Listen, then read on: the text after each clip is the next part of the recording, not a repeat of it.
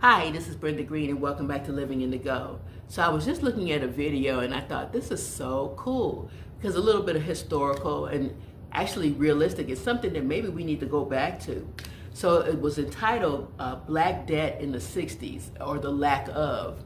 Because back in the 60s, the Civil Rights Acts and all those things hadn't been passed. So black people were discriminated against in terms of bank loans, credit cards, those kind of things. So we had to, as a collective community, save our money in order to buy things. So if you wanted a car, you saved until you were able to put cash down on it to get it. So it might be a beater, it might be used, that's okay because it was paid for, you maintained it and kept it running, but you had no debt. Remember, well, you might not remember if you're young, there was layaway. You knew Christmas was coming, you picked out a whole lot of different things, you put it in layaway, and you paid on it each week, each month, until when it was time for it, it was free. In other words, no debt, no anything, because you could get all your things, bring them home, and come January 1st, you didn't have a bill. Look at us now, January 1st, and we're paying those credit cards off from everything we bought in December. That wasn't happening back then because we didn't have that luxury. People were saving in credit unions were pretty fair to black folks in terms of letting them have an account. Some banks, but for the most part, we were saving in the coffee can, having money stashed in the house somewhere so that we could buy the things we need. When we went grocery shopping, we looked at the circulars back then. There were paper circulars, and you would see where the latest sales were. We would buy things in season. We would grow things.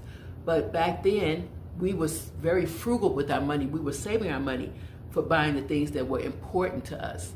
Kids knew you couldn't just have the latest doll or whatever, but if you wanted a birthday present and you expressed that, maybe your parents would be able to get it for you by saving for it over time until it was time for you to have it.